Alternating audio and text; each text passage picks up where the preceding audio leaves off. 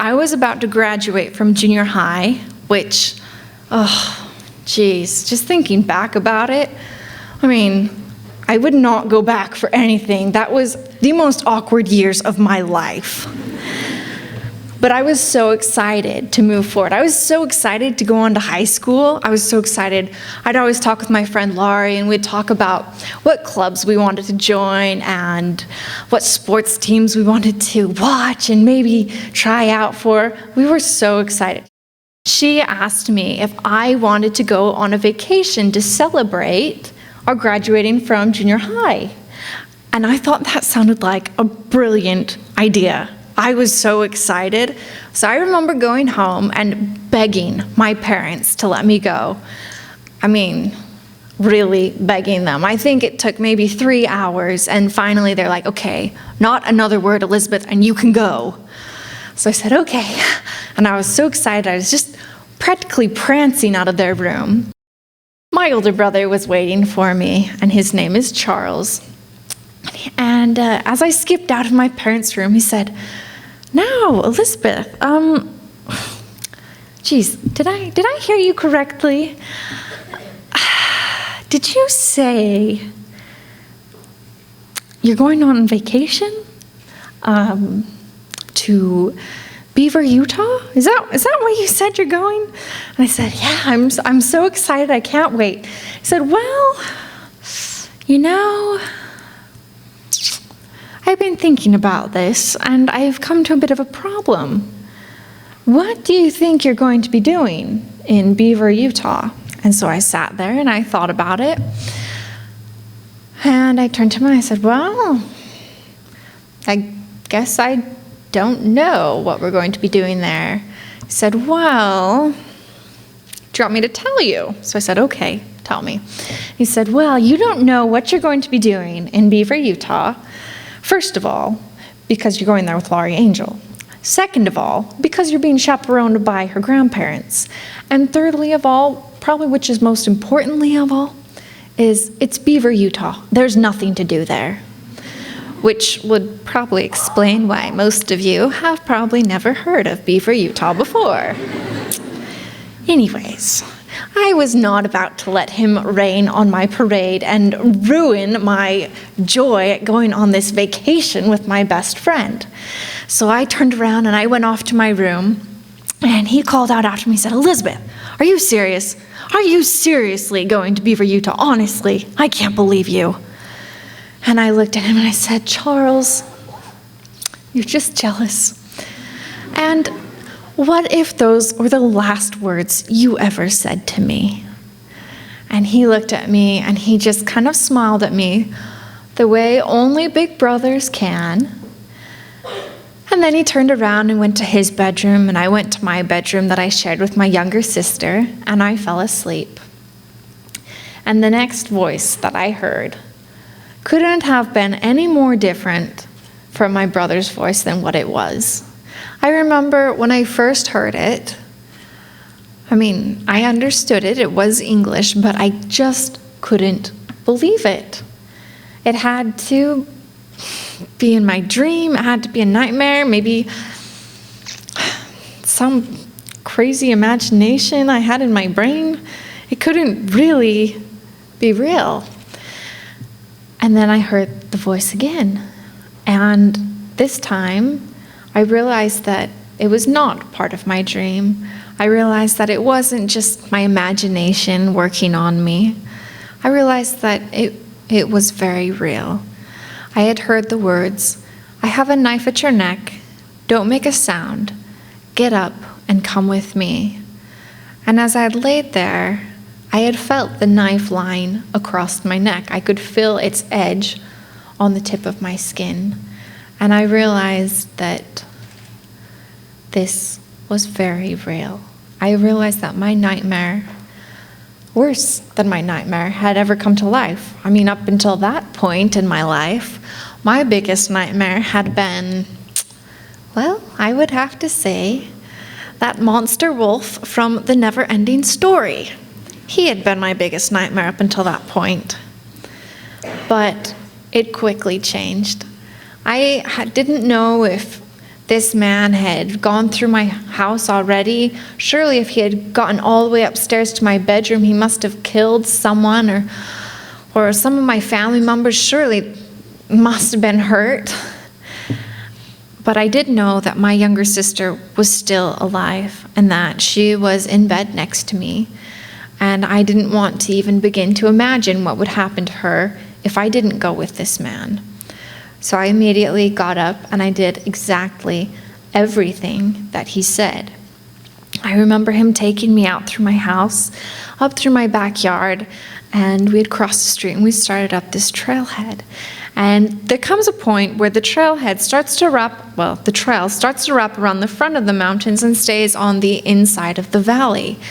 And right as about this trail was about to wrap around and come out on the face of the mountain again, this man stopped and he pushed me to start heading up a small, narrow ravine. And it was so small and so tight that we literally had to get on our hands and knees and crawl up this ravine. And I remember getting farther and farther away from my home. And I remember we kept going what felt like forever. We'd gone so far, we'd crossed right over the top of the mountain and we were starting down the other side. And we were still quite close to the top, but far enough down that anyone maybe running a ridge line would be unlikely to hear or see anything. And we came to a grove of trees and we entered the grove, and from the outside, it'd be no different than any other grove of trees.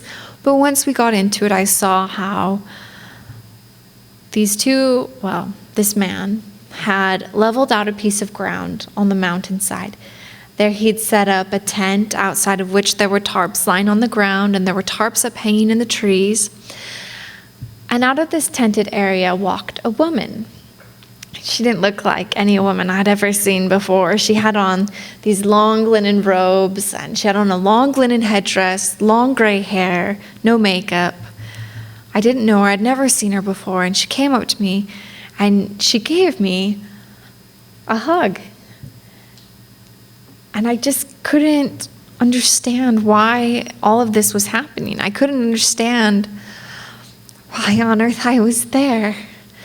And so to try to make sense of it all, I had to think, okay, he must have kidnapped me because I must be the daughter they always wanted but could never have. That must be why they kidnapped me. And I remember I was sitting there crying, and the tent door unzipped again, and in walked this man. And he'd changed out of the clothes he'd kidnapped me, and he'd changed out of all of his dark clothing, and he'd put on a robe that was just like mine, just like the woman's. And he had started to say something, but I hadn't quite pulled myself together enough to hear what he said. But finally, I was able to gain enough composure to listen to what he had to say. And he said, I heard him say, I hereby seal you to me as my wife, before God and his angels as my witnesses. All I could do was scream out, no. Nothing had ever repulsed me so much in my entire life. And this man, he stopped and he looked at me and he said, if you ever scream out like that again, I will kill you. If it'll help you not scream out, I can duct tape your mouth shut. Well, at that point, I wasn't ready to die yet, and I didn't want my mouth duct taped shut, so I told him I wouldn't scream out again. I decided that no matter what it took, I would do it. No matter how long I had to wait, I would wait. I would do whatever it took. As long as it was within my power, I would survive. And that decision saw me through a lot. Saw me through 9 months of a lot. And I remember we were walking up State Street, which runs from one end of the valley all the way up to the other end where our state capitol building is located. And we were still quite a ways out on the far side of the valley. We were out on about 106 South. And we were walking along, and all of a sudden, a police car pulled up. And then another one, and another one, and another one, and pretty soon it felt like we were surrounded by police cars. It was 2, 3, 5 people who made a phone call on March 12th of 2003 within 5 minutes of each other, simply saying, I think I just saw Elizabeth Smart on State Street walking with 2 people. And they'd all jumped out and were surrounding us and asking us questions, and I'd always been told, you do not talk to anyone. If you have to answer a question, you give them the answer we tell you to give them, because if you do not, we will kill you. If we don't kill you, we will kill your family. And quite frankly, there couldn't be any better target than your family because, well, the world sees it as one tragedy has already happened to them. Who would ever think a second could possibly happen? So I never had done anything they didn't want me to do. I'd never said anything they didn't want me to say. I'd never answered them, anyone else, with anything other than the answers they'd told me to say. And that's what I did in that moment. And they kept questioning me. They kept questioning my captors. And finally, one of the officers said, I think we need to question this young girl by herself. So they separated me from my captors and they started asking me questions. And at first I gave them the answers I'd been told to give. And then finally, one officer just asked me, are you Elizabeth Smart? And the majority of me just wanted to scream out, yes, please, rescue me, take me away, save me. But there was a part of me that caused me to hesitate, because what if they didn't believe me? What if they gave me back to my captors? What would my captors do to me? What would they do to my family? I don't even want to think about it. But if I can tell you one thing about myself, is anytime I get into an argument with myself, the majority always wins. So I was able to tell them that I was Elizabeth Smart.